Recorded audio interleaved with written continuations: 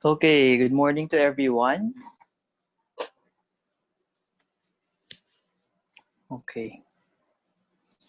So I hope that you have already submitted or turned in your SSP1 for today. Okay, and just a reminder for everyone that you need to write your name on the chat box for attendance. Okay, so okay, we'll go ahead and get started. Let's review our verses for today. Ian, could you recite 2 Corinthians 12:9? Ian.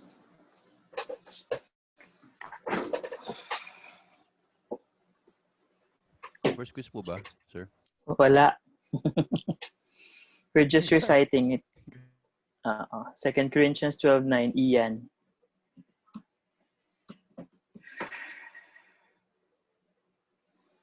Nakapikit. Nalimutan Joke ko na, lang. sir. Weh! Ay, kahit. My grace? How could... Sige. And he said unto me, sir? Nakalimutan ko na talaga. My grace. Oh, Jennifer, could you help him? My grace, All yeah, friend. perfect. And he said unto me, my grace is sufficient for you, for thee, for you. For thee, King James. Right. My grace is sufficient for thee, for my strength is made perfect in weakness. Most gladly, therefore, will I rather glory in my infirmities, that the power of Christ may rest upon me. 2 Corinthians 12:9. Okay.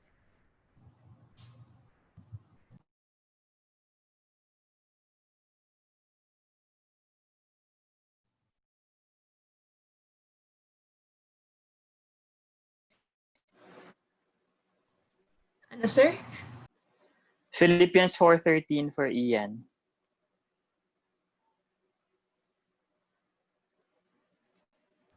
Yan, sir. Alam ko na yan. I can do all things through Christ which strengthens me. Which strengtheneth me. Okay, Isaiah 40:29, Philip.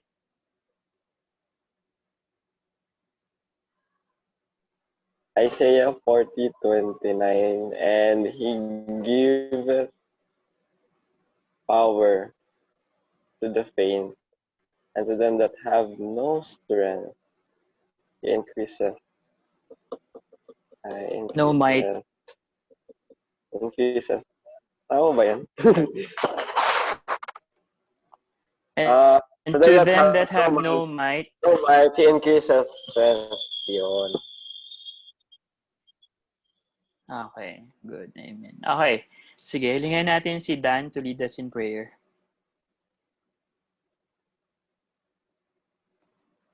Nawala siya. Ayun. Present. O, sige. Hindi na ano. Okay, let's pray. Panginoon, salamat po sa last day of this second week. Tunay nga, Panginoon, na ikaw pong nag-orchestrate ng lahat. Salamat po sa wisdom and knowledge na binigay mo po sa teachers and directors po namin na paano po nila paplanuhin ang online classes this sem. Tunay nga po na ikaw ang pumilo sa kanila. Tulungan niyo po kaming lahat na makapag-adjust sa mga online classes. Kataming epekto po ito sa physical and mental learnings po namin.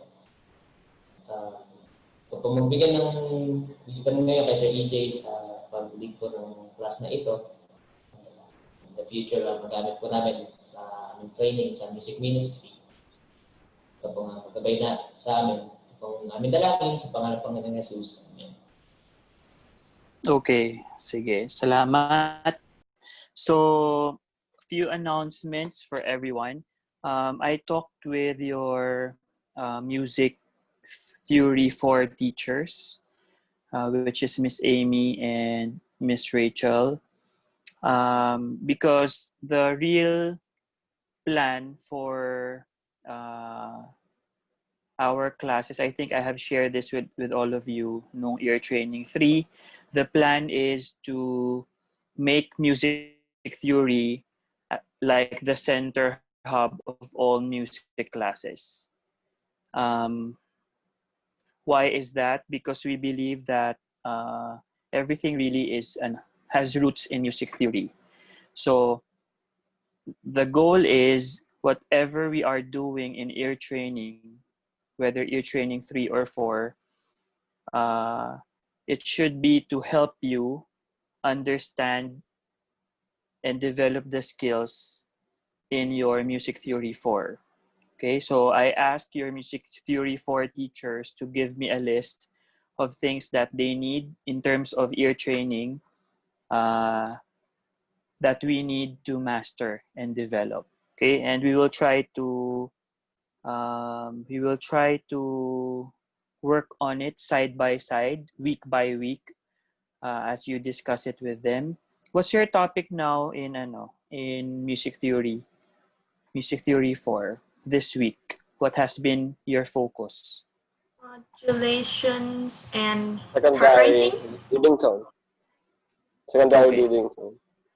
Mm-hmm. Kaya modulation. Okay. So if someone will ask you in terms of the skills in ear training, ano yung kailangan nyo i-develop dun sa topic na yon? In line with ear training, ha? What will it be?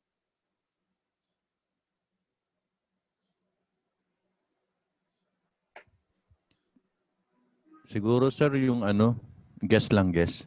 Yung kasi nga pinag-aaralan po namin yung mga diminish. Baka yun po yung to listen for that kind of chord, how they will resolve in line with your training. Mm-hmm. Okay. Sige, that's one. What else? Ano pa?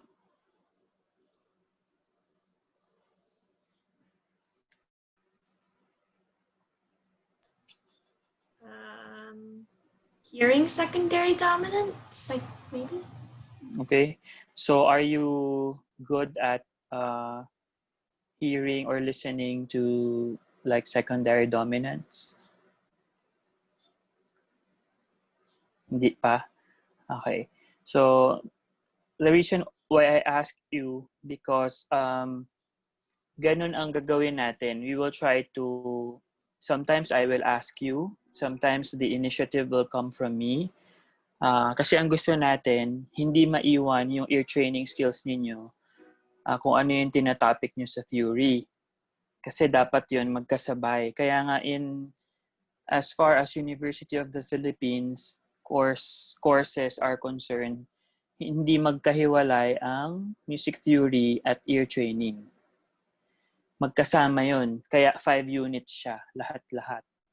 They don't have a separate class for ear training. What they have is music theory, parang music theory and composition. Inclusive in that is the ear training, solfeggio, dictation, sing and play, so on and so forth. So, wala silang separate. Kasi nga, they want it to be holistic na hindi na iwan yung topics sa theory with topics sa ear training. Dapat magkasabay sila. Okay, so that's the reason behind that. And just a reminder for everybody that you have an upcoming due on Friday, I think next week. What is it? Your participation number 1 is due. Okay, I hope you're working on it now kasi medyo madami yun. And I might include that in your first exam. Okay, sa sight singing part. Okay, now our topic is all about keyboard harmony. Okay, ano tayo? Keyboard exercises. So I just want to share it with all of you.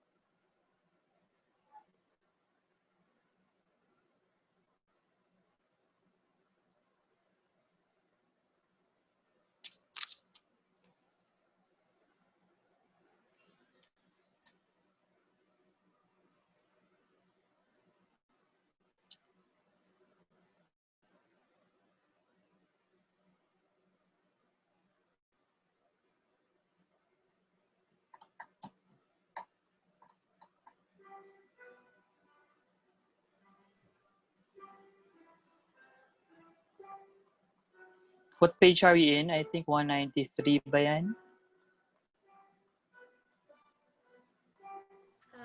Not sure. It's in the course outline. Yeah, here. So it's 193 to 196. Okay. So just to introduce, how are we going to approach this particular material? So, pakibasa yung ano.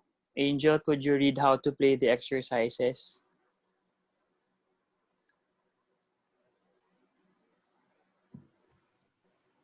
How to play the exercises.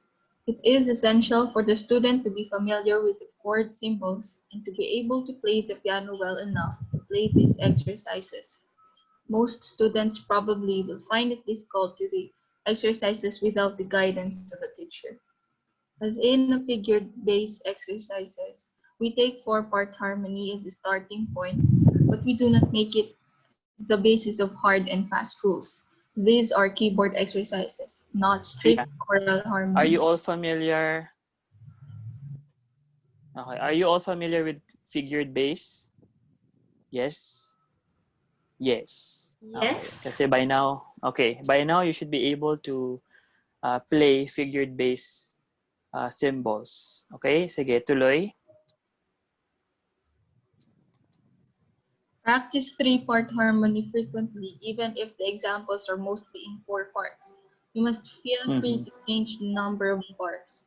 Do not stick to one particular key. The models are written always in the key of C only for the sake of simplicity. Furthermore, each example should be practiced with the initial chord in different positions, in both closed and open positions, in major and minor keys unless otherwise stated. The relationship between rhythm and harmony is Okay, let's stop there, Angel. Okay, let's stop there. Thank you. So, review lang tayo, 'di ba? Pag may four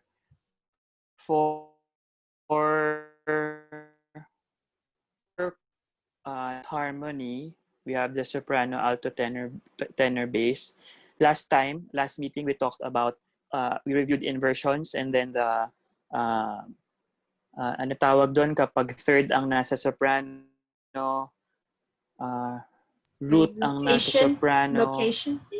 Okay, location. We talked about location.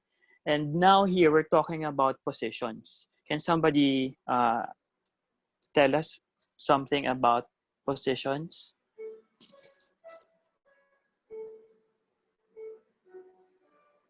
Ugay.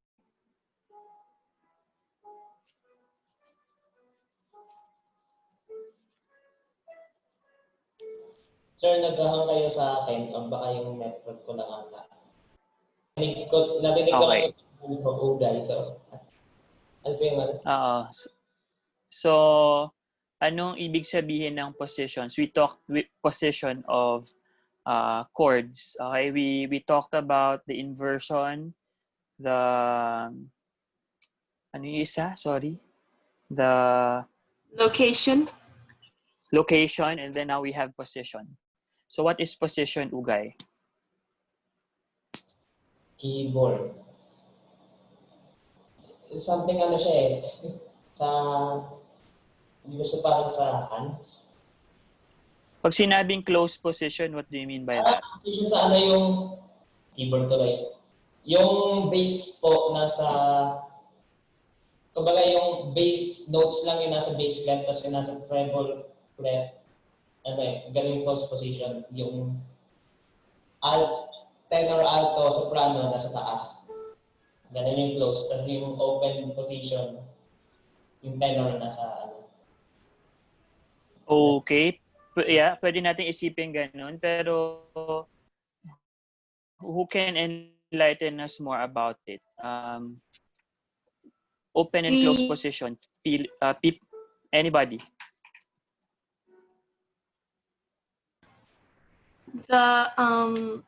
In closed position, there's less than an octave between the tenor and the soprano.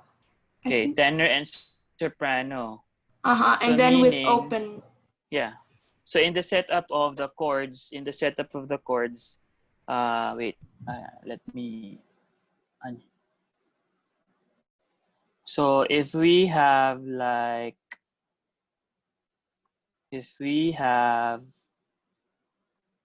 like this. Diba? Soprano, alto, tenor, bass. So, pag sinabing close position, this one and this one, anong pagitan nila dapat sa close position? Less than an octave. Or an octave. So, it should be less than. Paano ba less than? Ganito? Joke. Kalimutan ko na eh, no? Sir, Ganyan ba Oo. yung less Opo. than? but within O the o octave. ganito. Yeah, octave or under, not over octave. Basta octave is the maximum. Octave siya. So, let's say octave or less than an octave. So, ganyan. Ganito ba yung less than? Hindi ko alam eh. Hindi ako Baliktad math. po. Baliktad, sorry. Okay. Less than an octave. How about open position? Someone else. Anybody? The opposite of close position. It's more than an octave po. Okay, more than an octave. Yun lang ba ang ano? So, opposite of this one, yung opposite niyan is open. Meron pa bang ibang determinant factor that we could say that a chord is closed or open position aside from the tenor and soprano?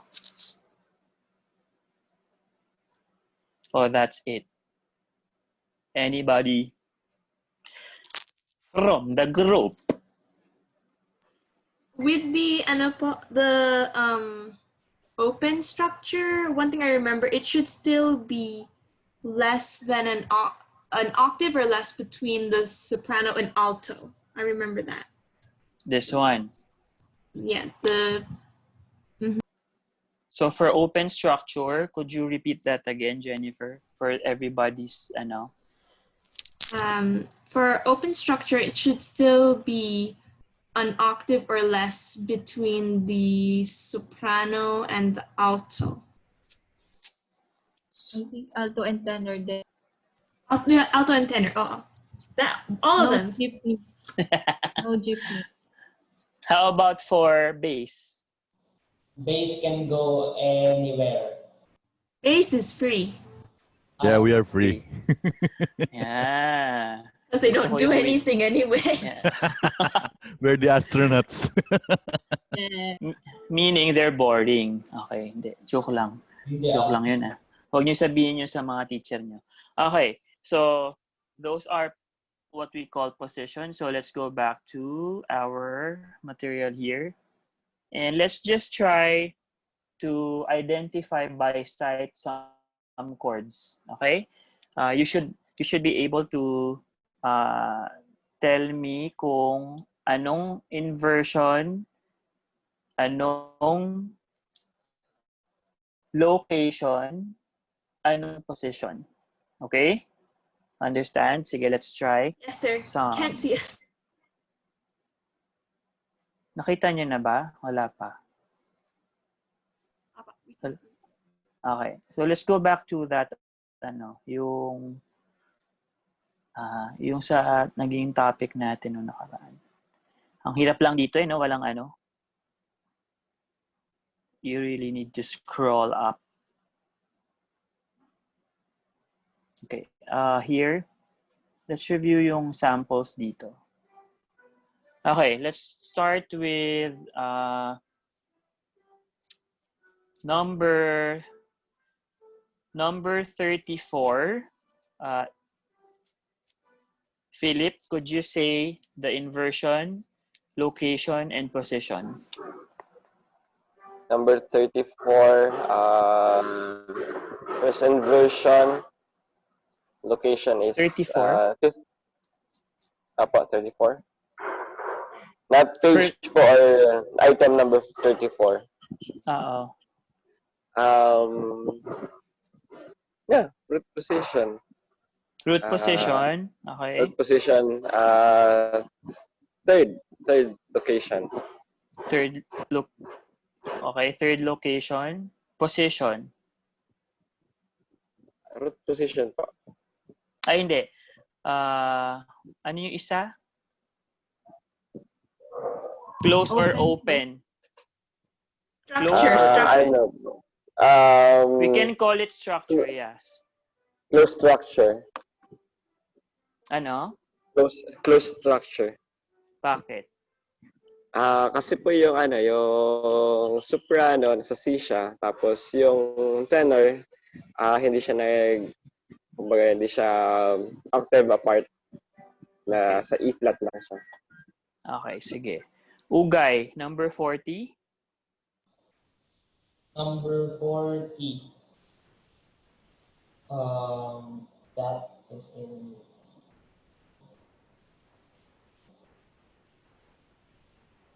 yes.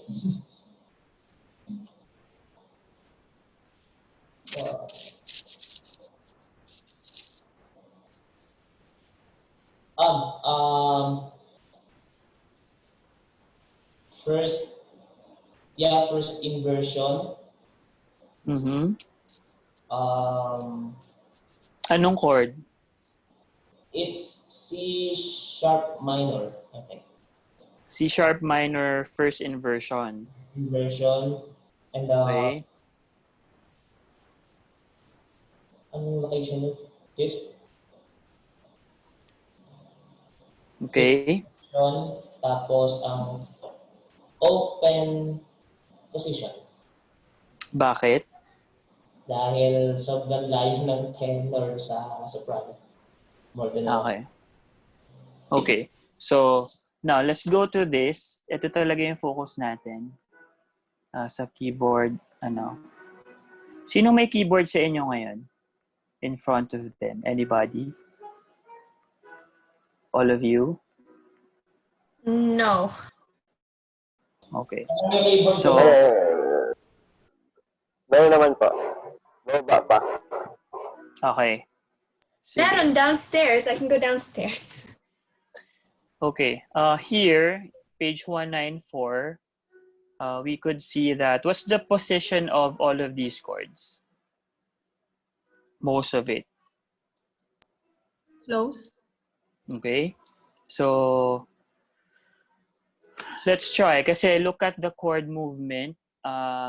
Number 1, for A, the movement is 1, 5, 1. And the example here is, this is the bass, tenor, alto, soprano. Okay, so it should be, this is your chord C, root position. Okay, and then we have 5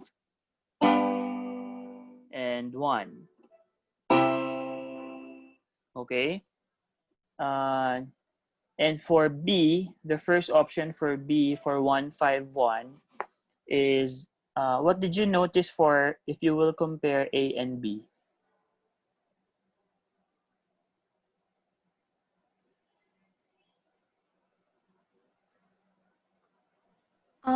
A is 4-part harmony and B is only 3-part. Okay, 3-part harmony. For 3-part harmony, what do we need to consider? What do we need to look for? Which part is missing? Okay, and which part is missing? Which part is missing usually in 3-part writing, chord writing? Fifth of the chord. Fifth. Okay, pwedeng ma-left out yung fifth kasi we just need the third and of course the root to determine what chord it is. So this one, just like the first chord there sa B, option 1, na left out ang anong chord, anong note of the chord, the fifth, right? So we only have C and doubled root, and then we have a third. Okay, how about for the 5? So it sounds like this. So it's not as full as this sa option A. Okay, na nandun yung fifth. This one is, it still feels stable kasi nga nandun pa rin naman yung tonic at yung third. How about this? So, kompleto yung chord for the 5 chord. And then, it goes back to the C, C, C, E again. Okay. Now, what position is that? Option B. I mean, the structure of the chords there.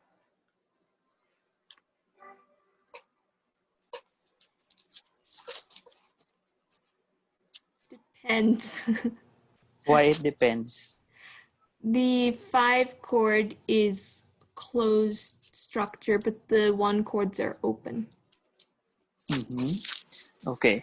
Because it's hard kasi, 'di ba? Nale-left out yung fifth. Could we still determine, the question is in 3-part writing, could we still determine the position despite na may missing note?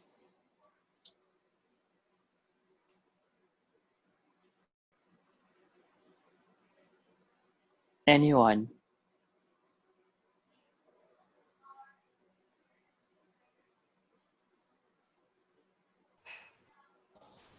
Sa part writing po kasi na, kunwari po ang incomplete chord, Mhm. mostly kapag, tulad po niyan, yung 1 or minsan po sa 5, di ba? Kapag incomplete chord siya, ni-unison po namin yung isang note.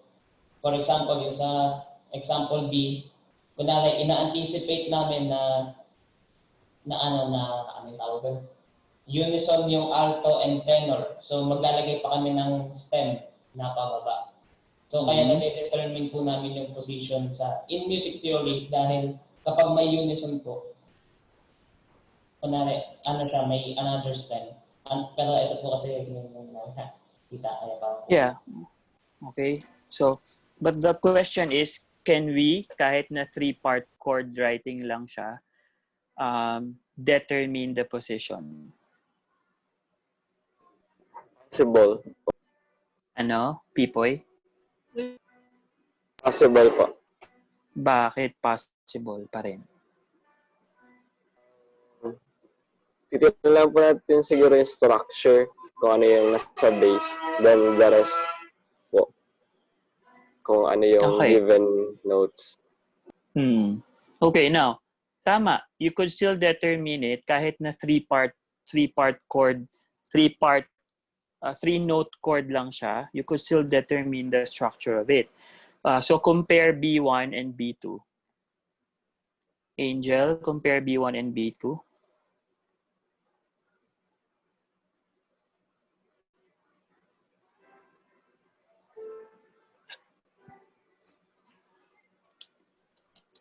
Sir, her camera went off. I'm not sure if she's still there. Okay, si Ian. Sir? Yung B1 po, open, close. Yung B2 po, close, open, close. Would you agree? Anybody? Would you agree with what Angel said a while ago? I think I agree. Okay, I think I agree also. Okay, so notice the difference in sound quality. So B1 option is like this. Okay. For B2,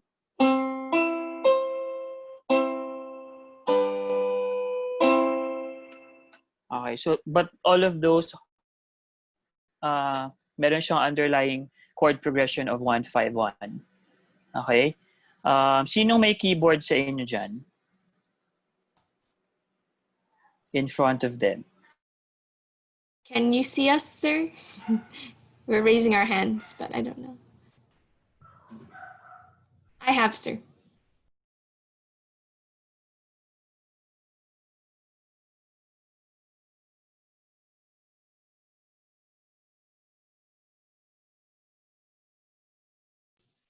Sir?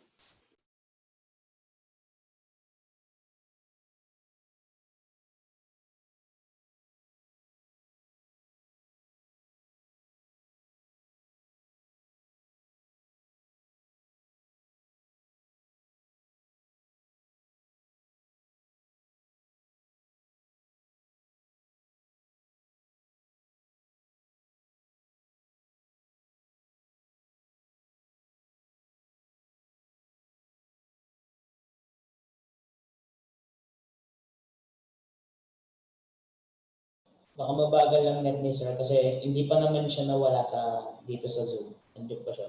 Yung lane and ano na back. Hindi kaya na-rapture siya. Siya lang. Naiwan tayo.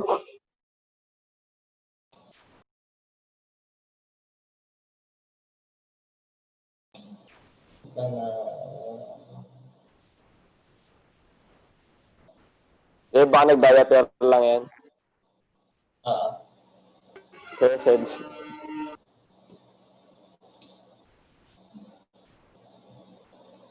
Do.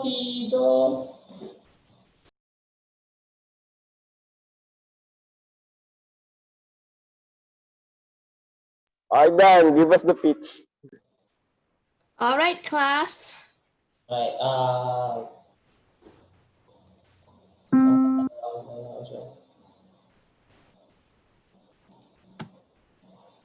Yun. Give us your song. Give us your song.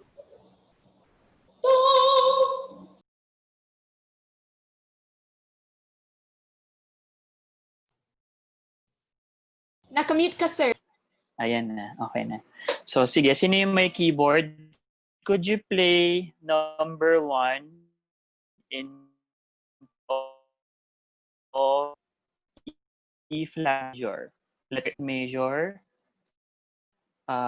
on example A, chord progression A. Sir, we can't see your screen. So I'm not sharing it. Wait lang. Wait. Play from memory daw, Jen.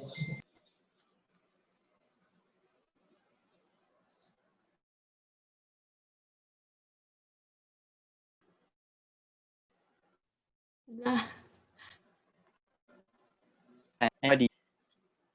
1A on E flat major.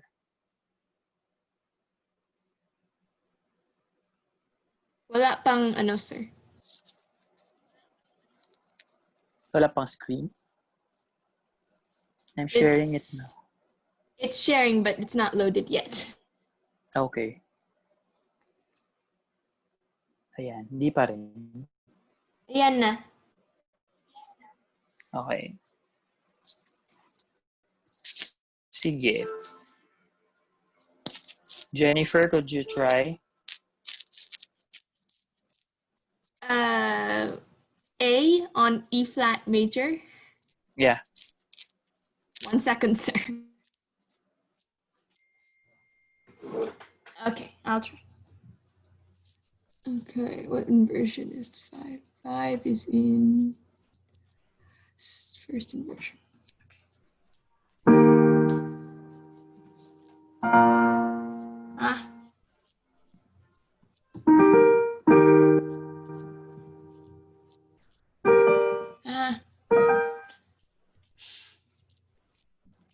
Wait lang. I'm not good with chords. You just need to transpose it. Up. Let's see. This is the 5 in G, and in C. And this is the 5 in E. Oh, that's right. Huh. Except it's too high.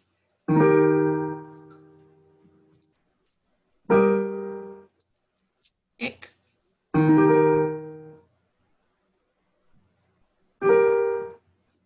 It should be the same construction of note of the chord. Okay, got it.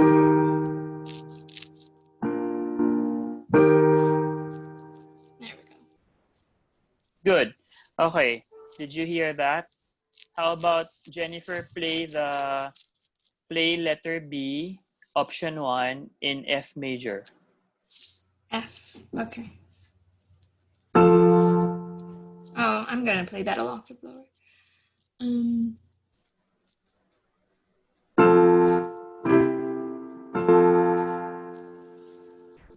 So it should be. Okay, how about option B in G major?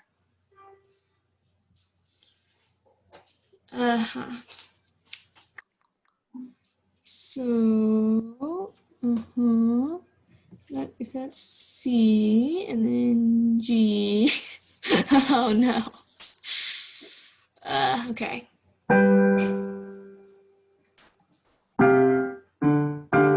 Ah.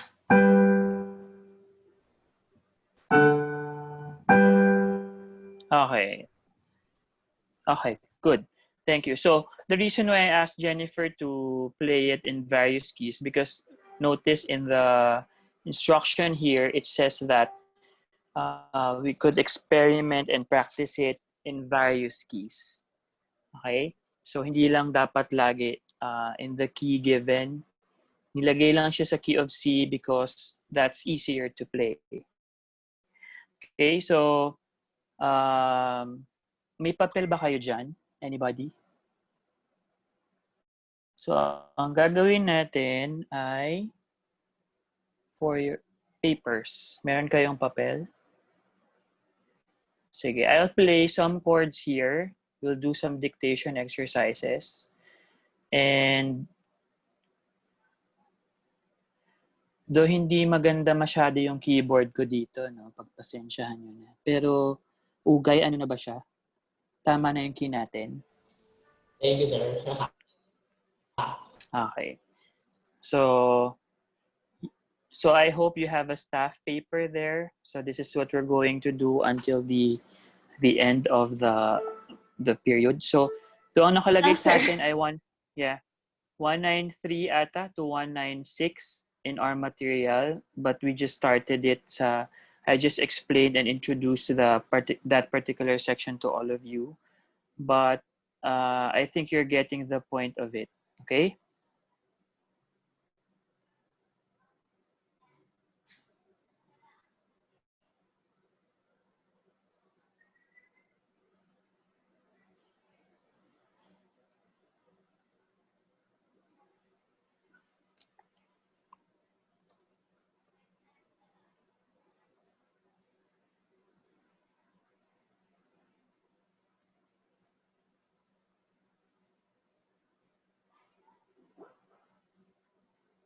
Are we good now?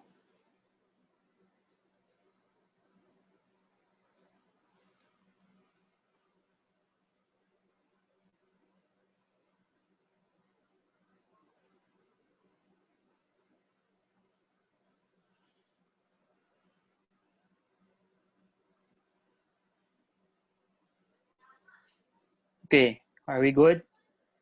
Let me see your thumbs up if we're good to go. Okay. How about Angel, Pipoy? Okay. Ian. Pipoy and Ian, are we good?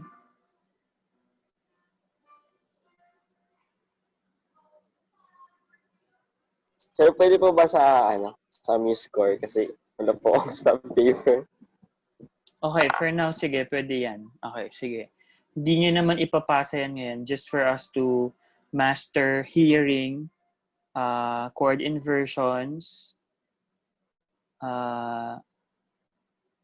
location, and position.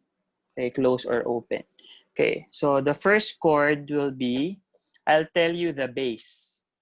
I will only tell you the bass. This is four-part chord, four-part chord. It's your responsibility to write the uppermost three voices, the upper three voices, alto, tenor, and bass. So the first chord is this.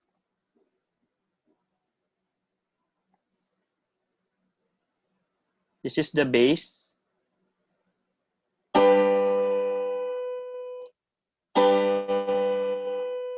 This is your bass.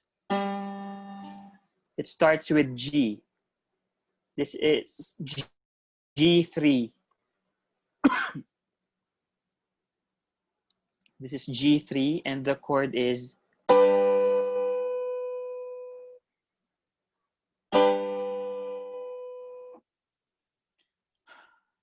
notate the other three voices.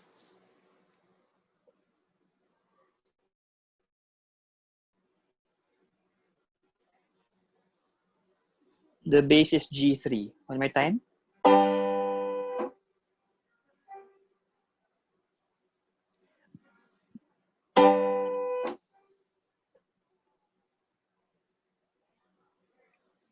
So you should determine the location and also the position, the structure, if it's closed or open.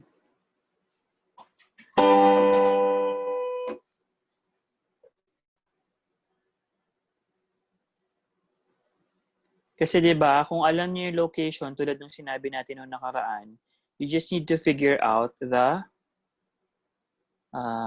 inner voices. One more time. Sorry, walang ano 'to eh, walang pedal. Kaya short yung sound niya. Kahit na naka-hold pa ako, nawawala na yung sound. Cheap talaga tong keyboard. Isa pa?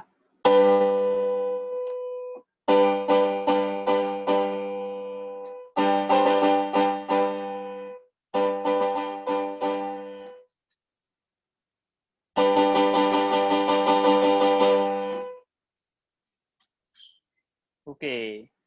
Sige, I'll give you 1 more minute and then tell me your answer.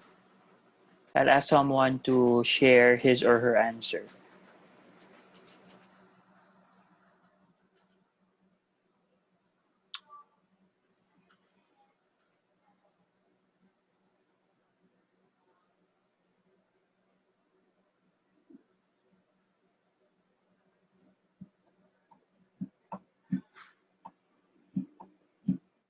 Okay na?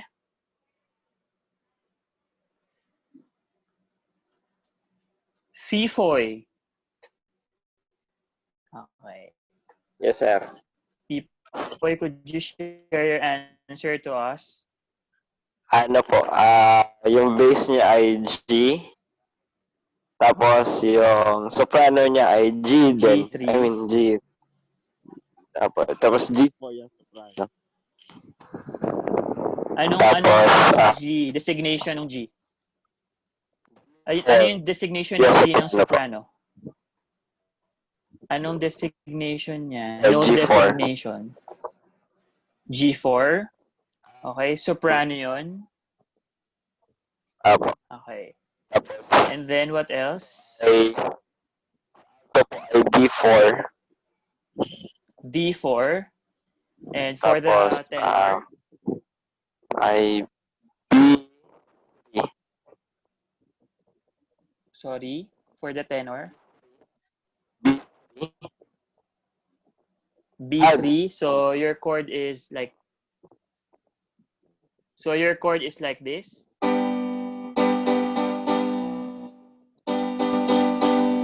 Okay. My chord is like this.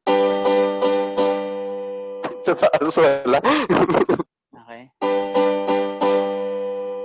Okay. Sige, let's thank you Pipoy for sharing your answer. Ian, you're raising your hand. Yes. Mag-answer din po ako, sir. Try. Okay, go. Sige. It's, ano po, root position. Mhm. Tapos, yung soprano niya is, ano pag mi? Third position. B po yung soprano. Mi. Okay. And then, tama ba? Close position. Tama ba yung sinasabi ko? Close position. Give us the inner voices. The alto and the tenor. Yung sa tunog niya po kasi yung logical, hindi ko po masyadong marinig yung inner eh. Ang nawa ko na lang logical answer. So kung close siya, probably ang alto ko is G, ang tenor ko is D. Kung close. Correct. Okay. Tama ka. Tama si Yes! Ian. Tama si Ian. Okay, so we have G. We will move up. So this is G. This is tenor, D4. This is alto, G4. And this is soprano, third location, B4. Okay, next chord. Okay, last chord na to for today. Try natin to.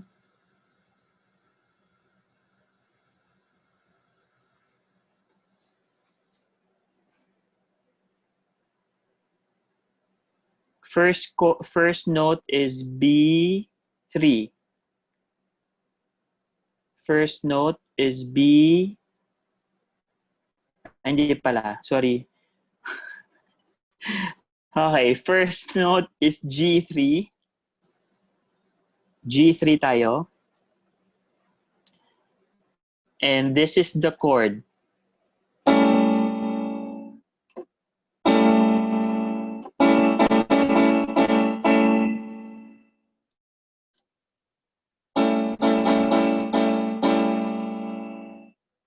This is your G3.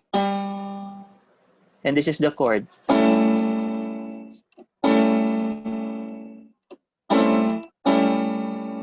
I'll keep on banging on it kasi para tuloy-tuloy.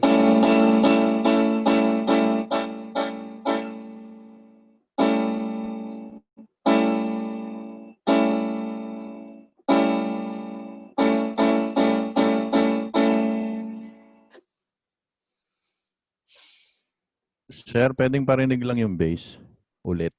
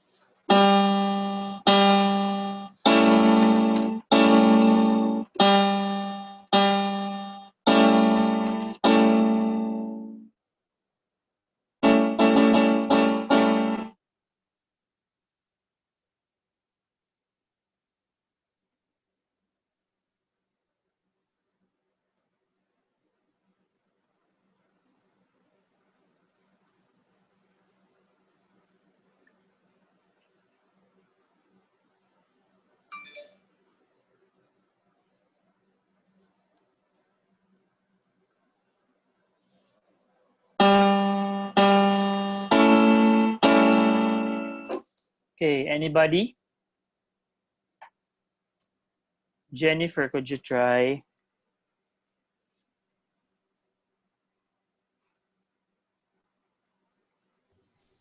I wasn't very sure.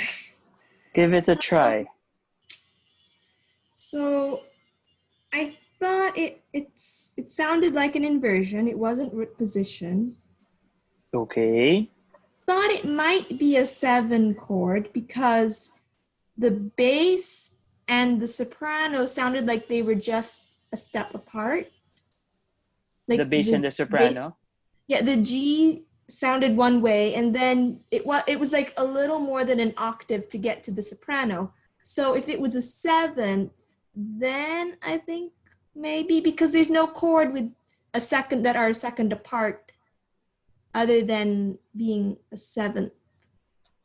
So Okay. I thought it might be, it's like an A7 chord, but I was so I put the G3 in the bass, an A4 in the soprano, and then a C. I put a C sharp in the tenor, but I'm not sure if it was sharp or natural, and then an E in the alto. So it sounds like this. That's as far. Yeah, that's for Jennifer. My chord sounds like this.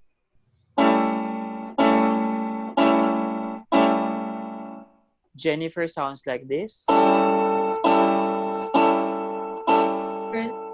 My chord sounds like this.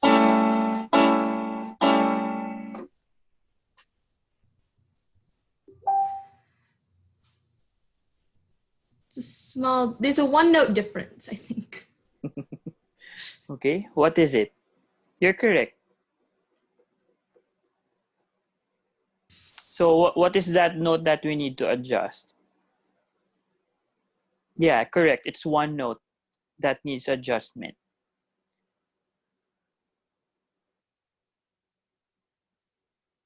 So if it sounds like this for Jennifer, and my chord sounds like this, what do we need to adjust there? Ugay? Nangungusap yung tingin ni Ugay eh.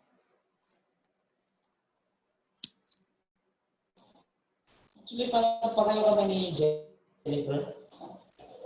Okay. Same third version siya. Tapos ang location is octave. Or let's say hindi siya octave. Ay, tama, A. So ang notes from bass to soprano, same din. G yung bass, C sharp yung tenor, E yung alto, and A yung soprano. Pares lang yun kay Jennifer eh. Oo nga, sir. Ganon din po yung sagot ko, sir. How about this?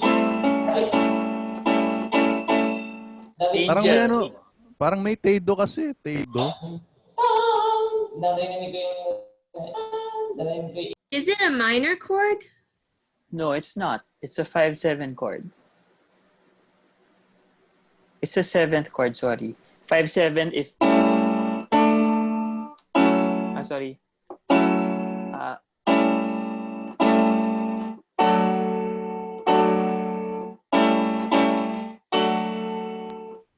Sir, di ba yung bass G? Yeah. So, yung tenor A, dapat? Tenor A, correct. Ayun, nag-overtone. Baka sa mabiling na. Picture B. Oh, it's A sharp E. What? Incomplete 7? We have G, A, C sharp, and E. So pag yung A, tumutunog, nakikinig namin ng kabilang yung next octave. Siguro nga, ganun yung tapon sa inyo dyan. Oo nga, sir. Na ako Ganun din talaga eh. Naririnig nyo to? But we can Wala hear siya. it in the other octave too. It sounds the same. Wala ito. Wala to ha? Nasa baba siya. Narinig, sir. Nadidinig, sir. Nadidinig? Opo. As in. Oo. Hirap mag-dictation dito, di ba? Pero okay lang yan. Sige. So, sige, yun muna. Overtime na tayo. But we'll do more of that sa mga susunod. Okay, questions? None? Siyempre. Tama. Sir, nadinig namin. Oo, tama nga siguro kayo. Pero ito lang siya eh. Okay. O, sige. I'll see you all next week. Bye, nandiyan na si Karen. Sige, Hi, bye. Karen! Welcome to your training. Karen, hi!